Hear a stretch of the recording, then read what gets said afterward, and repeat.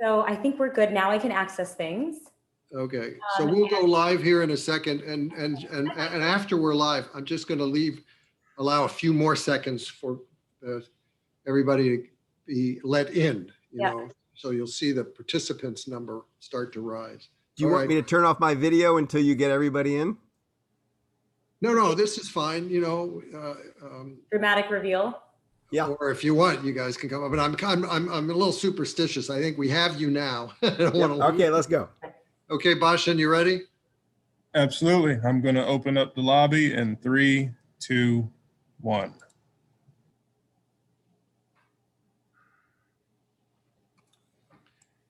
Okay, we'll just sit here a few seconds and let people come in. If my internet dies, just tell people that I'm so intimidated by Michael, I couldn't handle my nerves. Yeah. Your internet couldn't handle it. My internet couldn't handle my nerves. Yeah, no, your internet your internet was intimidated by me. So You have that kind of power over If internet. Michael were so intimidating, not so many people would end up talking to him like they do, right? All right, okay, if you guys are ready. Good evening, everyone, and welcome to P&P Live. I'm Brad Graham, the co-owner of Politics and Prose, along with my wife, Alyssa Muscatine. We have a great event for you this evening with Michael Lewis talking about his new book, The Premonition. And we'd like to thank our friends at Books and Books in Miami and Harvard Bookstore in Cambridge, Massachusetts, for partnering with us to make this event happen. A couple of brief housekeeping notes first, though.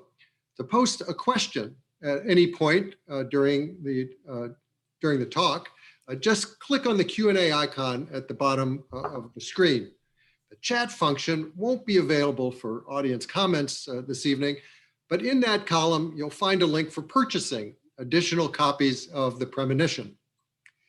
Michael, in the introduction of his new book, defines his job as mainly finding the story in the material.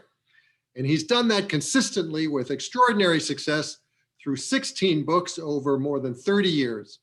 He's found the story, whether the subject has been Wall Street and Liar's Poker, baseball and Moneyball, football and The Blind Side, fatherhood in Home Game, the 2008 subprime mortgage collapse in The Big Short, high-frequency trading in Flash Boys, behavioral science and economics in The Undoing Project, or the hollowing out of the government under Trump in The Fifth Risk, just to name a few. In The Premonition, Michael addresses the pandemic. And as in so many of his previous works, he does so through intriguing characters. In this case, a loosely connected group of doctors, scientists, and public health experts who attempt to get the US government to take the pandemic threat seriously, but run up against dysfunction and indifference. Michael's basic premise is that to understand America's extensive bungling of the crisis, you need to look beyond Donald Trump's own mismanagement to the nation's fragmented, underfunded public health system, and particularly the failings of the CDC. It's a compelling argument, told as Michael typically does, in a propulsive narrative that reads like a thriller. Now, Michael will be in conversation this evening with MAYA SHANKAR, a cognitive scientist who is Google's director of behavioral economics and previously served as an advisor in the Obama White House and at the UN. And she's about to start a podcast called A Slight Change of Plans. So, Michael and Maya, the screen is yours. Hey, Michael. Hey, Maya. It's great to see you. I know we've talked several times this week. Now it's a slightly bigger crowd.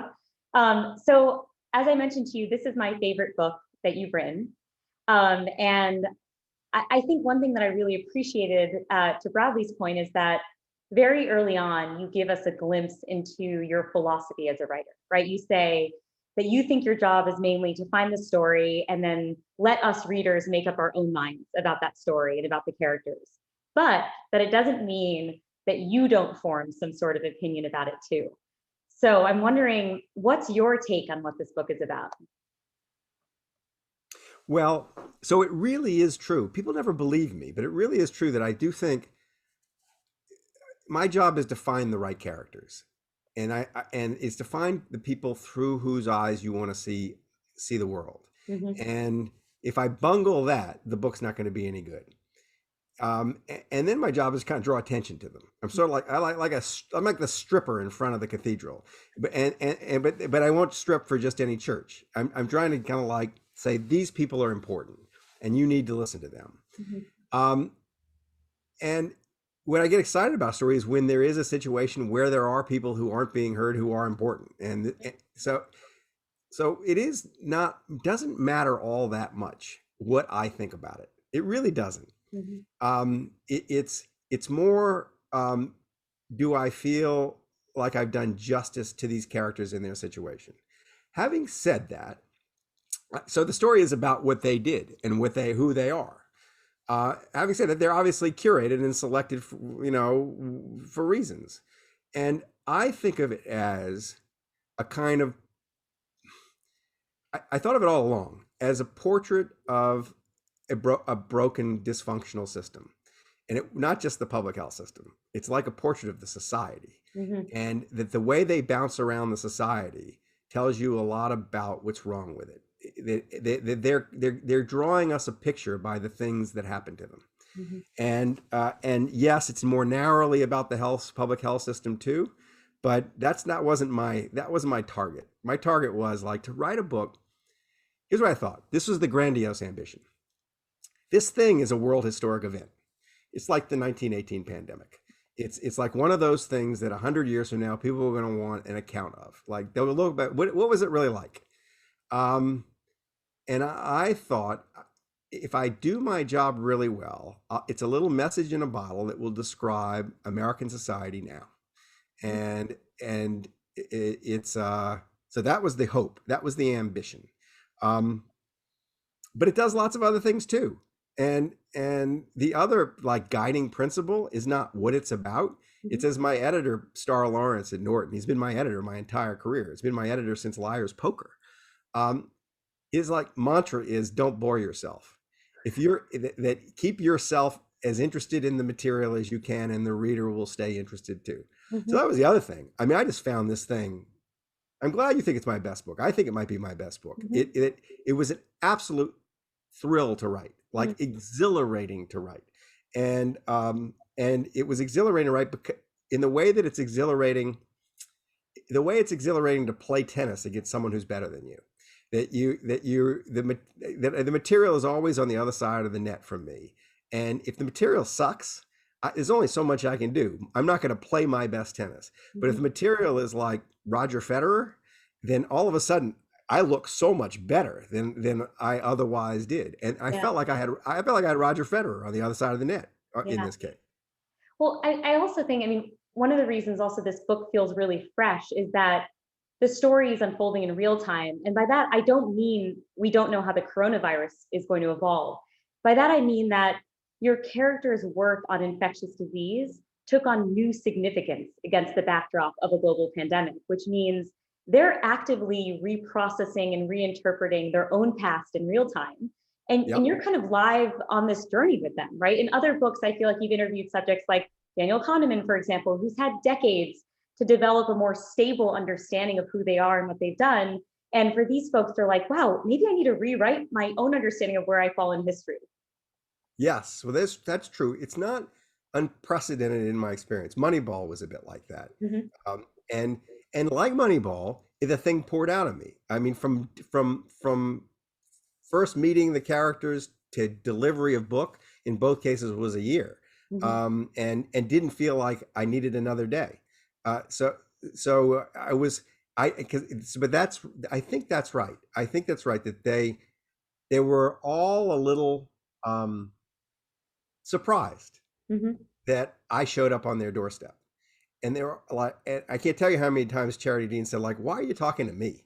You know, I'm just a local public health officer. And I said, no, you don't understand. You're really important. And Cara Mesher, like, don't talk to me. I've been invisible my entire career. I want to remain in the basement of the Veterans Administration until I retire. And he was just like, a little mortified by the whole thing. So that it is true that I think they think of themselves maybe a little differently than they did in the beginning. But it's also true that was the figuring out who they were and what they were in relation to this event was the trick. It wasn't, people have asked me like, how do you, this, it's an ongoing event. You didn't know how it was going to turn out, all the rest. That was never the problem because they defined themselves in relation to the event. They were basically out of the event by June. Like, it's too late. It's over. We lost. They knew how it ended in June. So there was never an issue with that. The issue was like fully processing them. That's right. Yeah.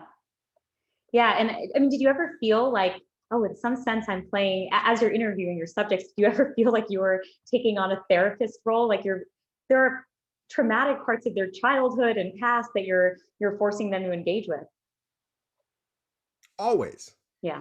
This is not true just for this book. All the books are that way. If I don't get to that place where they're talking to me like they don't talk to anybody else, that I haven't done my job. And I mean, so at one point, Charity Dean said to me, "You now know me better than my 2 ex-husbands." And she said that I wasn't saying that much at the time, but I got way past that. I mean, I do. She thinks I maybe know her better than anybody but her sister. Wow. And I know things about her sister doesn't know about her. And and it's a funny thing. I think the basis at the bottom of all my books is a trust between subject and writer and subject. That it isn't that I'm going to queer reality in any way in their favor. It's that they trust me to really try to understand what the world looks like through their eyes. And once that trust is established, like magical things happen. You find out all this stuff. You get to sort of see the patterns in their lives that they don't see for themselves. It almost rises to the level where you get to treat them almost like characters in a work of fiction. They're fully formed people that you're delivering an understanding of. Can I tell a story that, like, one of the little things? There were moments like this, but this was like a very this book moment. I met Charity Dean in like early May of last year, after pestering the California government to let me talk to her, and they told me she didn't want to. They lied. They didn't want me to talk to her. But I found her through back channels. And I went and visited her up her house in Sacramento. We had 2 really long days together. And after the 2 really long days, she was really interested in what I was doing. Like, yeah, this book kind of needs to be written, kind of thing. She had a view of how the system was screwed up. And yeah, I've decided I'm going to trust you and I'm going to help you. And when she said that, she told me a couple things before she said that. She told me that among the more personal things she did every year was to write down her birthday resolutions at the end of the year. It's essentially New Year's resolutions on December the 20th of every year. And that she put these on the back of her grandmother's photograph. And that she had a dead grandmother who was like a North Star for her. And I said, so when she said she was going to trust me, I said, you trust me? Can I just walk around your house? Leave me in here. Can I look at anything I want to look at? You go out back with your boys and I'll just wander around. And she kind of went, all right. So I started wandering around the house. Sorry, I need to pause right there. You say it very casually, nonchalantly. This is not normal behavior. So who do you give credit to in this interaction? Are you this extremely charming, disarming character with a nice light Southern drawl who's convincing her? Or is she this unusual character who's like, sure, nothing to hide? Well, Maya, we know each other. So if you had spent 2 full days with me and we'd gotten to know each other, and then I said, I'm going to write about you, but I need to walk around your house, what would you have said? Probably not. Which is why, for this group, by the way, I'm one of the people who was put on the cutting room floor when it came to potential characters. So maybe that's why I don't have that type of personality for the Undoing project. I think you'd have said yes, but that's just me. And I think you'd have said yes because I'd explain why. And in her case, it was, I sensed that she wanted to tell, there were all these things on the walls to remind herself of who she was. And that sounds strange, and a lot of things had to do with bravery. There were like little Post-it notes on the walls, and I wanted to inspect all this stuff. But anyway, I'm walking around her house, and in her bedroom, her grandmother's portrait, the photograph, is hanging by her bed. I take it off the wall, and there are all her most intimate personal resolutions from the last 15 years written onto the back. And it's all stuff that more or less conventional in the sense it's what I'm going to do this year. You know, I'm going to go to West Africa and treat malaria, or I'm going to, you know, learn French, or whatever it is. And I mean, this is all by way of telling you where the trust takes you. So I get to look at this thing, and on December 20th, 2019, the first line on her list is something very personal, and the second one is a prediction. It says, "It has started." Like a tingle went down my spine. And I called her back up from the pool and I said, "What is this?" And she said, "I had this feeling that this thing that I'd been waiting for my entire career was about to be upon us. And I just put it down. And I didn't have any evidence. I had no reason." She's not a mystic. She's like a scientist. She's a doctor. Yeah. But she's a doctor and a disease hunter who's also tried to hone her instincts, because she knows that, like, there is such a thing as a sixth sense in all this. And that moment, I didn't know what I was going to do with that, but I thought, this is when I'm at my best, when I get into their lives so that I see this thing in the first place. She was never going to mention it. She was never going to mention that she like had premonitions in December of 2019 that we were about to be overrun by a pathogen. And I thought, for me to, I don't know, to me to feel like I'm doing what I'm doing properly, I need to get them in the place where I can get to their bedroom and pull their grandmother's portrait off their wall and look at it, see what's on the back. I love that. So, and this maybe leads to another question I've always had, which is around how you source these characters. I mean, in part, one of the reasons, again, this is my favorite book, is that these characters are larger than life. I mean, like, I called you after I first learned about Charity Dean, like 2 minutes into learning about Charity Dean, I picked up the phone and I was like, "Michael, I cannot believe this woman is a force of nature," right? And I'm curious to know, when it came to her specifically, and then I want to ask a few more questions about her. How did you source her? How did she ever cross your desk as a potential? And did you kind of know from the beginning, okay, this is a done deal, like she has everything it takes to be a main character, or did it require that moment with the grandmother's thing for that to really crystallize? She was inevitable. She was inevitable because I met all my other characters first, and all the other characters pointed to her. They all said, you know, before I got to her, 5 people had said to me, "You got to meet Charity Dean, because she's the only one in the state of California government who knows what we should do. She's a badass. She's like a force." And they just had a sense that it was this. If I was going to understand what was going on, I needed to spend time with her, because they'd all had the feeling that she had enlightened them. Yeah. And these were not dumb people. These were important men who might not typically find themselves enlightened by a younger female doctor, right? I mean, there was a lot of in the air that I just was. It was clear she was special before I even met her. When I met her, I wasn't thinking, "Oh, I'm looking for a main character of the book." I was thinking, I'm looking for how to write about this. But where the penny dropped for me was, I thought, one of the problems the country has is a status problem. And it's the wrong people have the status. That you've got these bozos who are kind of like a rotating cast of characters on cable news, you know, who are supposed experts and who actually kind of like just learned about infectious disease 3 months ago. But the people who make themselves public to them as experts are usually not the experts.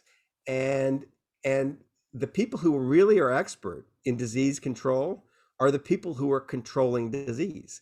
And those are local public health officers who are nobodies, who are paid like crap, who get all kinds of grief, but they are the soldiers on the battlefield. And it's a battlefield without really effective generals, or the generals are people often who have themselves never fought in a war.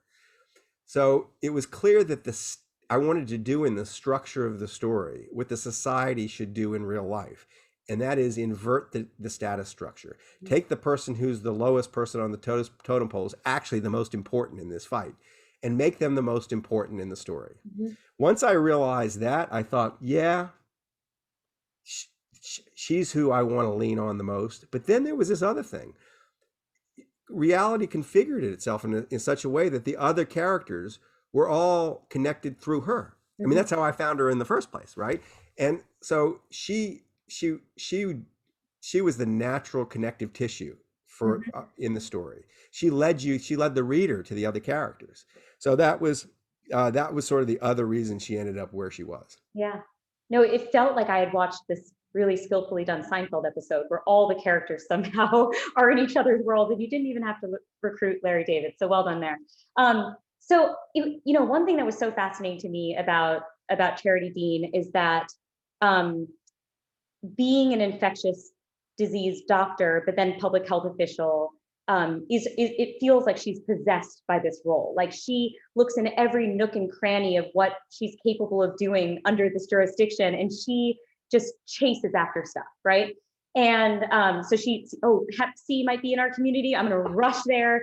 Oh, I need to extract lung tissue with garden shears. Sure, I'm on that, even though all the other guys are wearing hazmat suits. Like I have to barge into this guy's clinic and tell him he's out of business. He can't practice anymore. Sure, I'll do that too. Like there's very few limits to this person's abilities, right? And her willingness to contribute. And I'm just struck by, I interacted recently with a government employee who is very much not Charity Dean. So I was walking to work and I got bitten by a stray dog, okay? So I'm scared, I'm in the doctor's office, I'm about to get a tetanus shot, and I'm like, oh good, Mountain View has an animal control center, like they've got it, right? So I'm on the phone, I'm super flustered, I'm like, hi, I've gotten bitten by a dog, animal rescue, like take care of this. And he does everything in his power to avoid having to act. He's like, no problem, just give me the dog's social security number. If you have photo evidence of the dog's birthday, street address. I'm like, sure, I will make sure to chase down this rabid dog next time I see him and ask him all the relevant questions and take a picture while I'm at it. And so never gets reported. And I see that same stray dog like 2 weeks later, right?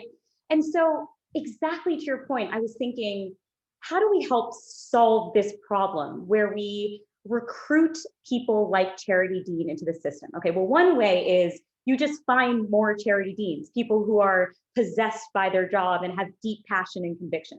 That's hard to do. The other alternative is to increase the reverence with which we view these positions, to your point, right? It's like we've been on this mission with teachers for decades now. It's like teachers need to be paid more. They are the backbone of our society. Then this past year, essential workers were lifted up. All of a sudden we were like, the mailman is a very important person, or the mailwoman, right? And it's like, yeah, or like the Amazon delivery guy, or all these folks were elevating. And it would be so wonderful if we elevated, especially local officials. And I say that also with the vantage point that when I was working in the Obama White House as a political, I did see this hierarchy form where I'm a political appointee type, and there are career civil servants who have worked in the government for 50 years. I mean, these are the true experts. And yet at the table, the shiny new object is the political appointee. And that's where all the deference goes. And so I feel like even that power system within the government needs to be inverted. I think this is totally right. I mean, that's what I'm trying to do with the book, is invert it, right? Mm-hmm. I'm trying to say this is the person who should have status, everybody should know who they are, who should have resources to do their job, and should be in a position where they don't have to be that brave to take the risks they take. Nobody should have to be as brave as Charity Dean is doing their job. And if you have to be that brave, you should be paid $10 million a year. That it's not instead of the public servant's wage. That was what struck me instantly as being screwed up. It wasn't just that she was under-resourced and underpaid and overworked. It was that she was expected to take all this risk. All the risk in the system found its way to her. The CDC wasn't willing to cover for her. The state of California didn't cover for her. She was on her own. And you know, one of her mantras was, nobody's coming to save you. She said she had to learn that. And that when she took the job, she said, no way, you know, I did not expect to have to be as brave as I've had to be. And what makes her such a good character is she's full of fear. That she is not a fearless person. She's a person who's got lots of anxieties and fears deeply rooted in a problematic childhood, and has dealt with alcoholism and among other things, and that she has willed herself to be brave in order to do her job. Yeah. And that all those things I was looking at around her house, it was all courage is a muscle memory. You know, it was all signs like that, telling herself, reminding herself to be brave. And how screwed up is the world that we have put that we've created that kind of pressure on that role. Yeah. Without rewarding it. So that's, I agree. I think that like actually the thing in this case, so there's great hope in this case because it's such an actually interesting job that if you there's it's a mystery to me that there has not been a television drama built around a local public health official. The stories are they're cinematic and they're riveting and the stakes are high and it's just like it's natural material. So because actually what they do is so interesting, I would not be surprised if one of the effects of the book is like lots of people kind of think, maybe I want to do that. Like it's what an interesting job. Maybe I want to do that, or I want to pay more. I want to know who my local health official is. That all of a sudden they have some profile that they didn't have before. But that's what needs to happen. I think that's absolutely right. And it was mystifying when I was working on The Fifth Risk. It was mystifying to me the status of the political appointee compared to the status of the career civil servant. Yeah. It made no sense to me.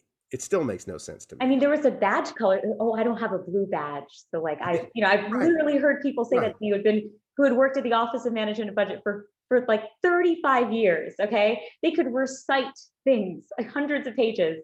But they definitely felt that dynamic, and it was painful to witness because I always felt deeply, at least relative to my own expertise, that they were just, here and here I was, right? So yeah. And it's not that they're not compelling people.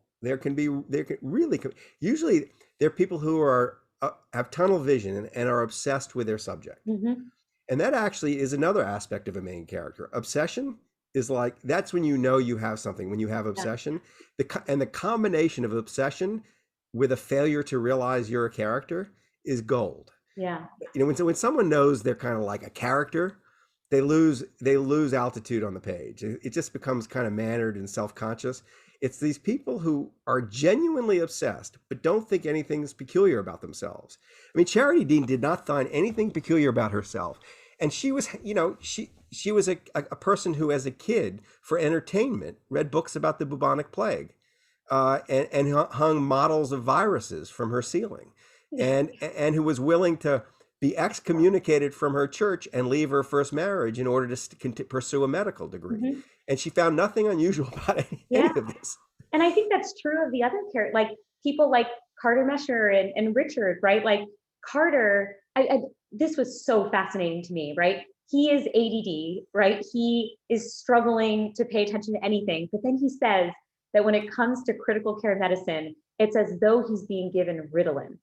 And I just found that so powerful. Like, again, another case of being obsessed. And then Richard has this near fatal accident as a child and is told his whole life, you're here for a reason, you're here for a reason. He's carrying this burden on his shoulders, right? Thinking, damn it, what is my reason? And then finally he stumbles upon this pandemic playbook or whatever. And he's like, oh, I guess this is it. Okay, this is my life's work. And so no, I found, so talk about a moment. I had chills when I was talking to Richard about this. And Richard was actually the jungle guide for the book. Richard is prominent in the book, but not as prominent as Carter for narrative reasons. But Richard was the one who held my hand through the whole book and is a literary figure. I mean, Richard I think, his first ambition in life was to be a poet, and he said writing was too hard, so he became a doctor, and he was an oncologist. I mean, the way he gets into public service is in itself an interesting story. But he's not self-dramatizing. We were talking on Zoom, he's in England, one night, and we were talking about a particular moment when they were trying to figure out how to model, how to build models or find models that would enable them to study the effects of very social interventions in a pandemic. Like social distancing didn't exist. These guys invented it, right? And are reinvented it. It was thought not to work. And he said he was sitting there one night in the White House, and he very haltingly starts to tell me this story because he's embarrassed by it, because it sounds like a little cheesy. Like, my parents doted on me. And there's this story that's been in my head my whole life. I rolled down this 80-foot cliff, hit my head. I was unconscious in the water in a stream. My father, by accident, had a course in pediatric medicine, or critical care or something, like the week before. He resuscitates me. And ever since then, there was this mythology in the family, this Alabama family, that Richard was saved for a reason. And this is not it's not the Bible thumping Alabama. He's kind of he's yeomanry, or maybe upper middle class Alabama. So they don't routinely tell these kind of stories. So this story lingers in his mind, and that it's when he's in the White House facing the possibility that they won't have a solution to a pandemic. And that by solution, I mean, they were trying to answer the question, what do you do before you get a vaccine? And that there's going to be a period where disease is going to sweep through the land. How do you minimize disease and death? That he has this feeling that this is why I'm here. This is what my mother was talking about. And that he's embarrassed to tell me about it. It's kind of incredible, right? And it's where he lives. That's where he lives. Right. Yeah, I think another theme emerging from this book is like Richard and the other characters, they kind of quickly realize, like, it is a fiction to think, oh, someone's got it, right? Like, the people whose jobs it is to get this done have got it. And I do, like, one telling anecdote too is Charity has this really enraging exchange with the CDC when she's potentially detecting a meningitis outbreak, right? And she's calling the CDC, and it totally falls on deaf ears, right? They're basically like, we don't have your back. We think you're wrong, but go for it, you powerless local health official. Like, Right. Have at it. Right. You're screwed though. And I still remember the day that I realized that these government bodies that I had revered for so much of my life were just made of people. I mean, it's an astonishing discovery to have, right? And it's hard to remember. It is hard to remember, but it's like these people are prone to the same vulnerabilities and behavioral biases we're all prone to, right? Like fear, ego, self-protection, motivated by incentive structures, et cetera, et cetera. And it was akin to my seeing my first grade teacher in the supermarket for the first time. I was like, wait, what? Mrs. Fletcher buys food in the same place as us mere commoners? Like, I thought she lived in the school. Like so that's what it felt like to like have the curtain pulled and be like, no, the CDC, like these is now just my colleagues, like people. So yeah. So as Charity put it, she said she was so disappointed. She said, I was so disappointed to find that the man behind the curtain was such a pansy. And I love that. She gets into it and she kind of thinks they're the gods, right? Mm-hmm. And all of a sudden she finds herself actually fighting disease on the streets of Santa Barbara, behind Oprah's house. And it's multi-drug resistant tuberculosis or a meningococcal outbreak on the Santa Barbara campus, mm-hmm. and they're terrifying, these things. And she needs backup. She needs help in all kinds of ways. She needs material help, and she needs moral support. She needs political cover, all that. Yeah. And they don't materialize. In fact, when they materialize to basically tell her, you could take that risk, but if you do, you're wrong, you're going to lose your job. Mm-hmm. And we're not going to support that. But then after the fact, after she suppresses the meningococcal outbreak on the UCSB campus, for which the UCSB health authorities are eternally grateful and say she did it all on her own with the CDC obstructing her every which way. A year later, when there's another outbreak on another college campus, I think in Oregon, they asked the Oregon people to call Charity Dean because she knows how to do it. And it's mind-boggling, right? And Mhm. and that she gets to a place in her head a couple of years into her job of actually fighting disease where she bars CDC investigators from her investigations because they just interfere. They Mhm. don't bring anything to it. It's crazy. And now what's interesting is that so the local health officials, there are 3,000 charity deans around the country, Mhm. and they have, depending on how they do their job, they have different relations with the CDC. But the culture is very much they're supposed to be following the CDC's orders. Mhm. But even though they're not orders, I mean, even though they're not, the CDC has no official power over them, but they have their budgets, they have money to give them. You're not supposed to anger the CDC. Mhm. But the good, what Charity would say, the good ones were crosswise with the CDC for just this reason. And her brave, the ones she thought were brave and great, which were usually women, not always, but almost always women. Mhm. As opposed to the rich retired doctor who's just looking for a sinecure and doesn't want any trouble. Yeah. Um, the brave ones found themselves realizing no one's coming to save you.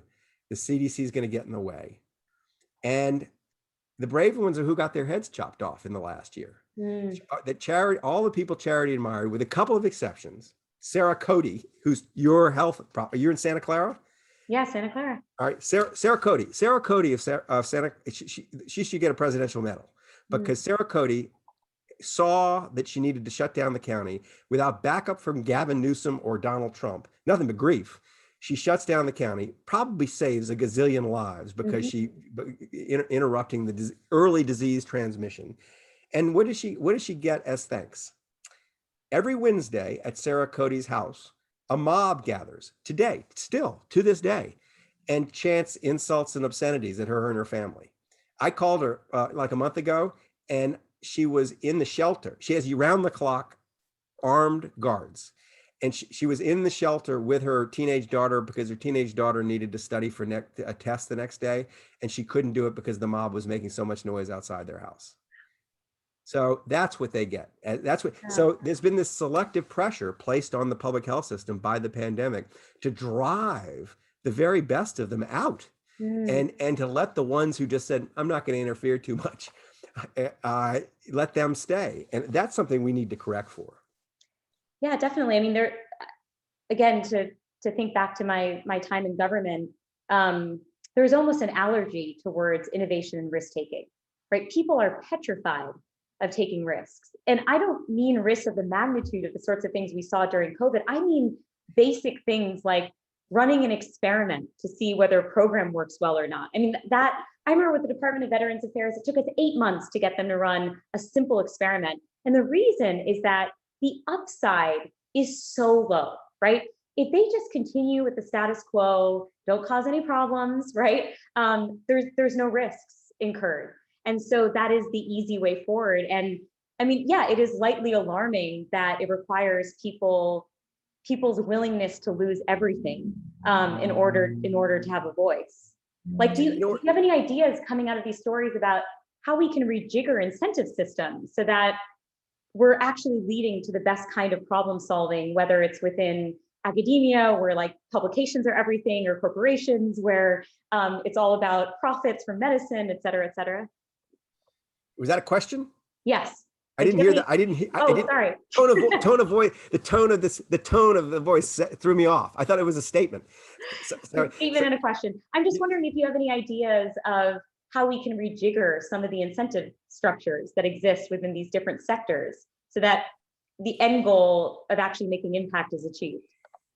So we need to create a recognition culture in government, and that is celebrating government achievement, celebrating the risk takers. So award shows that the whole country watches. The Oscars for public servants is a really good idea. And there is such a thing. It's called the Sammy Awards. I've been to the Sammys, yeah. And it's slowly gathering steam. Yep. But it should be broadcast like the Oscars. The stories are fantastic. So first, creating the recognition culture. The second is it's a leadership thing. I think the leaders of each organization need to create this culture. It isn't just like the society does it. It's like if you become the Secretary of Commerce, you need in the Department of Commerce to celebrate the people who are taking the risks, even if it goes wrong, right? Yeah. It's the Silicon Valley thing. If you're not screwing up sometimes, you're not taking enough risk, and you need to kind of tilt the other direction. So what kind of leaders will do that? And I think there's actually a structural change. I wonder what you think of this. That would have a big effect. And it would be to lop off. We have 4,000 and something political appointees that come in with an administration. They are usually, typically, with a couple of interesting exceptions, they're just for the tenure of whoever is in the White House.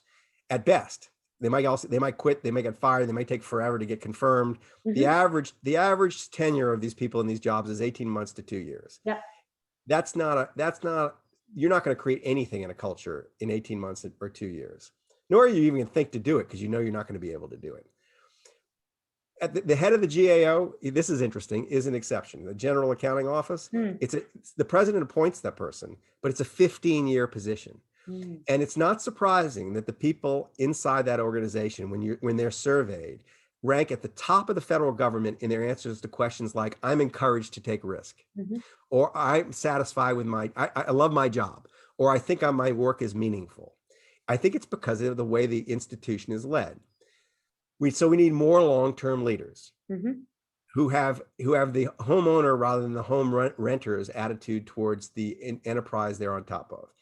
So how do you do that? You get rid of these presidential appointees. You instead of 4,000, you have 400, and you sort of institutionalize the leadership in the operations, and they're encouraged when you make this change to look to the best practices in the private sector and ask, what do we do to make our employees at the Department of Agriculture as excited about their jobs as the people at Microsoft or Google or wherever it is.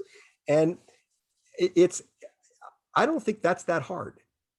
I mean, I know it sounds just radical and crazy, but I don't think it is that radical and crazy, especially when we've now seen what happens in an institution like the CDC when you don't have this. And especially when you frame it as, this is no longer like, is government a little more efficient or a little less efficient? This is an existential matter of the existence of the society.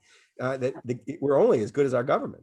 So I think we're talking about the federal level, but you do the same. You can do the similar things at local levels, and so that's sort of like that's one fix. That's one fix. And I mean, one comment there. I do think it is a good idea to lob off some fraction, but it really is a matter of degree, because one thing that the political appointee position is solving for is allowing people, even like a Carter Mesher character, who have gigs elsewhere but are often afforded short stints, to bring fresh ideas into government, right? And so we do see these academics like Cass Sunstein and others who are like, look, Harvard's willing to give me a few years off, let me come in and revamp. I agree. It's a matter of balance, but it's also, it's a matter of if I say, Maya, you are the new head of the CDC, and you're only there, but you're probably only going to last till the end of my administration. And then you're probably going to have 2 good years. Versus Maya, you're the new head of the CDC, and you're probably going to have it for 15 years. You're much more likely to bring in Cass Sunstein if you're going to be there for 15 years. You're much more likely to look for innovation if you're going to have to live with what you got 8 years from now. I think that I don't think these two things are mutually exclusive. Yeah. I mean, that's fair. I think the only other point I'd make is I did sense a fierce sense of urgency among political appointees to get stuff done, because they knew the clock was ticking, and that can have really positive psychological effects. I remember I wrote once to a Department of Ed official, it was 2014, and she reassured me that in 2017, they would make sure to try to implement my change. Okay, so this person's unit of time was like 3 years. So I do think this balance is helpful. But think about why that person is that way. That person is that way because they're led by someone they know will be gone but Yeah. and you'll be gone. Mhm. Whereas if that person is led by someone who's going to be around and make sure they do what they're supposed to do, Yeah. and that person is that slow, they'll just be fired.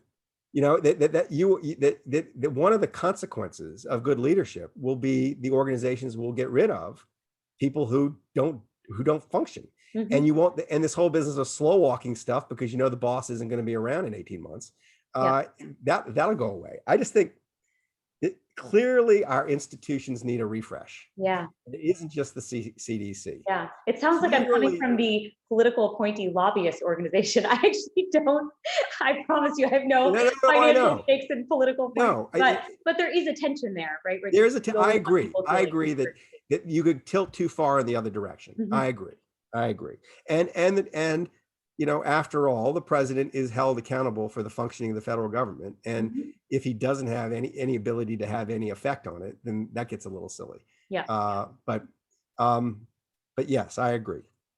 Okay, so I need to make sure we have time for Q&A. You know, we're supposed to let people ask a couple Exactly. questions. I just wanted to end with one fun question, which is I remember when my husband and I were visiting you in Berkeley a few years ago, you told us that when you're writing a book, you create a music playlist and you play it on loop, like over and over and over again. So one, I'm impressed that your brain doesn't desensitize to these songs or just get tired of them. But two, I'm wondering if you could share a few songs from the Premonition playlist. Let me see. I mean, I got it here. So while you're looking at questions, I'll tell you what they are. But I mean, it's really like my writing playlist. This is not curated for musical excellence. I mean, I'm an idiot with music. So I don't pretend to have song picking ability. I'm not a DJ.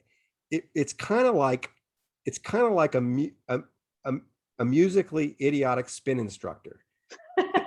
Because I'm looking for stuff that's up usually, but not always. But there's just things I like to write to. But here's Romeo and Juliet, Mark Knopfler and Emmylou Harris. Suspicious Minds, Dwight Yoakam. May I Have This Dance, Francis and the Lights. Fix You, Kelly Clarkson. I mean, stuff that I asked Charity Dean what her favorite song was, and she sent it to me, and I thought, that's so curious. I'm putting it on the playlist. Oh, nice. And it was Kermit the Frog, Rainbow Connection. Wow. And she does not think she's unusual. That is definitely Chasing Cars, Snow Patrol. So it's just like, you know, some of it's kind of cool and hip, and some of it is distinctly not cool and not hip. Mm-hmm. But it gets me going, and it becomes Pavlovian. If I'm in the grocery store and I hear a song, I look for like a PC to start writing words. I'm meant to be writing now, That's great. What a nice behavioral hack. Yeah, it is a hack. Okay, so Peggy wants to know, Michael, how do you decide what to write about? And once you do, what do you do next? P.S. She loves your books. Oh, good old Peggy. It's a groping. This is the truth, and it sounds not true. After every book, I do ask myself, should I still be doing this? And I try to give myself a space where I could actually answer no. So I usually go and do something else, like a podcast or write a script or just take time, whatever. And I don't say, oh, I've got to write another book. I start from the position, possibly no book will ever need to be written by me again. That way I'm called to the book rather than I force myself on the book. So I have to feel like I'm called to the story, like the story needs me, to the point where I feel a sense of obligation to tell it. And how I get there with any particular subject really has depended on the subject. In this case, it was cheap and dirty. I mean, I'd written The Fifth Risk saying something bad's going to happen and the Trump administration is going to mismanage it because of the way they're handling the transition, and something bad happened. So I kind of thought I had a duty to poke around, and it yielded such gold right away in the form of these characters that I was off and running. But sometimes it's like, I don't go in to write a book. I'm just answering a question. Why are the Oakland A's winning games when they don't have any money? And the answer is so breathtakingly interesting, it just mushrooms into a book. But there always fits. I have the same conversation with my editor. I've had it 16 times where I say, Star, his name is Starling Lawrence, great name. Star, I don't know, does this interest you? I'm really interested in this, but I'm not sure. And we spent 3 months pondering my uncertainty. And at some point I think, no, I've learned so much about this and I care so much about this and nobody else is going to do it. I got to do it. So this is slightly revealing, maybe. While I was working on this, I had this secret group of doctors who were influencing policy all over the United States because they had a privileged view of the pandemic. Carter Mesher sitting at the center of it. No one in the world, so far as I knew who they were. And I was all in. The New York Times discovers one of Carter's emails, and he's briefly in the news. He's a front page of the New York Times. Wow. They got a tiny sliver of the story. And I called Richard and I said, I don't think I'm gonna write the book now because I don't need to write the book because it's now in the New York Times. And I waited for all of it to kind of emerge, what I knew, and it didn't. So I came back to it. I kind of put it, I said, nah, no need to do it anymore. It's already in the newspaper. So it is this feeling that if I don't do it, it won't get done and it should be done. That's the important feeling. And how the stuff gets found is like, it's just accident. It really is accident. You sound like your characters. I carried that a lot. And if I don't do it, nobody else will. Well, that's true. Well, so that's true. That's true. Yeah, interesting. So maybe you have that same obsession. Okay, Satish wants to know, Michael, which of your own books is your favorite? The honest answer is like asking me which of my own kids is my favorite. And if you have more than one child, you'll know. Tell us which of your kids is your favorite, Michael. Right here. It's just you and me. I know who it is. It doesn't completely compute the question. But I will make critical judgments of them. But the way I judge them is the way Olympic dives are judged. It's not just the quality of the dive, but the difficulty of the dive. So the Undoing Project was an incredibly difficult dive where I made some splashes going into the water. Liar's Poker was an unbelievably simple dive that was no splash at all. The Moneyball, pretty simple dive, not much splash. This one was a pretty complicated dive, and I don't think there was a whole lot of splash. If I had to rate them, so it isn't like it's my favorite. I wouldn't put it that way. But if you said, Michael, you got to put one of your books up in a writing competition 10 years from now to compete against other writers, who's the best writer? I'd put this one up. Put this one up. Helen wants to know, what was the most surprising discovery that you made when interviewing, researching, and writing the Premonition? Can you describe your writing process? The most interesting discovery in the material or in my writing process? It's what did I discover that just blew my doors off? Let's go with that one, because I'm not. Well, that was easy. That was easy. On the ground with Charity Dean in Santa Barbara, where I was for 2 weeks, and retracing her steps, following the boulder path of the Montecito mudslide where she'd been rescuing people, going through all the living her drama. I felt like I walked into a Netflix show, and I thought, how come I didn't know about this person? Not this person, but this role. It blew my socks off. The right behind it are the other two characters. It's Joe. We haven't talked about Joe DeRisi, but this guy is like solving pandemics in pythons and in parrots and amoeba, brain-eating amoebas. No, it's like the most badass virus hunter you've ever seen. And then these people who completely rethink what happened in 1918 in order to create a national pandemic strategy. I mean, that blew my doors off. So those would be those three things. In the process, there was one thing that kind of excited me that was new. And that was, in a very self-conscious way, for the first time with the book, I just said, I'm going to go where the characters go. This is about these characters, and I don't know what the story is yet. And that proved to be in this case, maybe not in every case, a very fertile way to write the book. Yeah, it's similar. It's like, I remember asking someone, like a friend of mine, the day that I was getting married, I was like, hey, you have any advice for me? He's like, you already did that part. It's about marrying the right person. And so it's like, if you find the right characters, then, the story will unfold, right? And that's you're building your house on the best foundation. Yeah, that's And right. so if some of the building materials end up being not quite up to code, you're still okay. Okay, Krista wants to know, what do you view as the biggest mistakes made by the CDC in response to COVID-19? We don't have 2 hours, but please choose one. Well, the testing failure is the biggest. I mean, that's the simplest and the biggest, that you couldn't control anything if you can't see it. And they not only failed to provide us with the flashlights, they shut down people from providing their own self-made flashlights, and together with the FDA, and made it essentially blinded us when they're supposed to enlighten us. So that was shocking and catastrophic and cost I don't know how many lives. But the other thing I would say is different. It's not a one thing. It's a drift in the institution to the point where it was unable to stand up to Donald Trump. It just caved, and so it put out, and so it became a mouthpiece for lots of false stuff. It became it lost it. The process by which it lost its ability to be brave is the other side of this. Yeah, and I love that you point out too, like, these problems didn't start with Trump. And No. I think that's such an effortless narrative to have. And Yeah. you say, no, this stuff is deeply entrenched and it began long before. Okay, so hopefully we can do maybe 2 more, but if All right. Molly wants to know, if you could redo an interview in your career, what would it be? We had this conversation 2 days ago about hating the idea of re-interviewing, but go for it.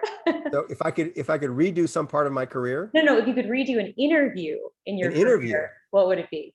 Oh, redo an interview. I don't have those kind of regrets. I just don't have them. Nothing comes to mind with an interview, because no one interview is ever that important. It's a relationship. Charity, I mean, I have to spend not days, but months with someone before I can really get him. So there's no great risk from any one interview.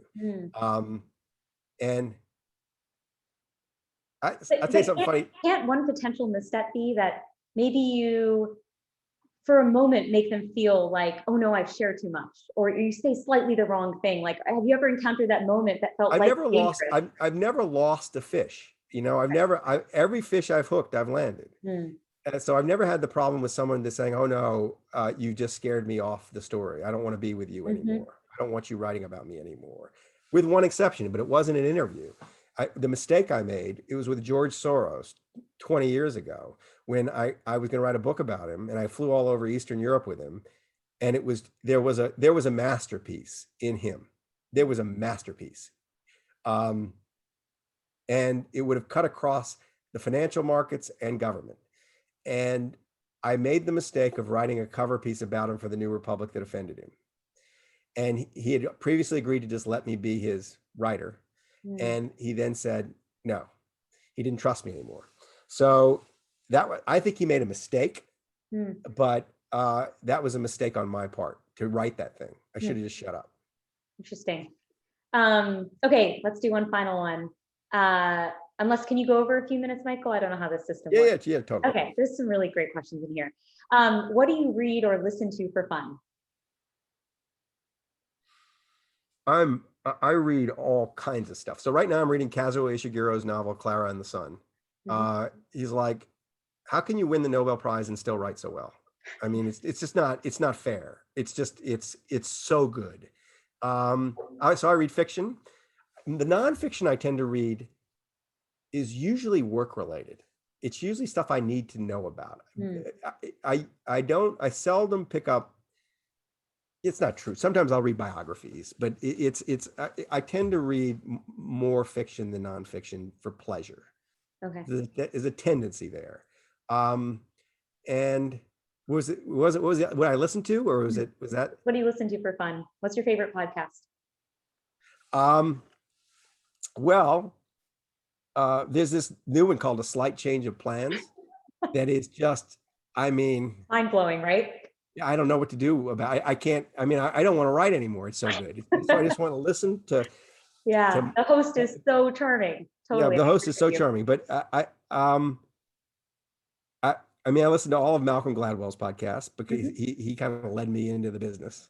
Um, this is damning. I'm not a big consumer of culture. Mm. I'm a big consumer of fiction. I'm a sort of consumer of some kinds of nonfiction. I do get hooked on TV shows. I'm now watching Mayor of what is it, Easttown, the Kate Winslet detective Mhm. story. It's a soap opera, but it's a you can watch. I could watch, you know, Kate Winslet open envelope. It's just so good. Yeah. And so I get hooked on things. I'm not a systematic consumer of culture. Mhm. Just stuff kind of appears before me and I eat it. Uh, but but tending towards fiction Mm. and tending towards television, you know, good television drama.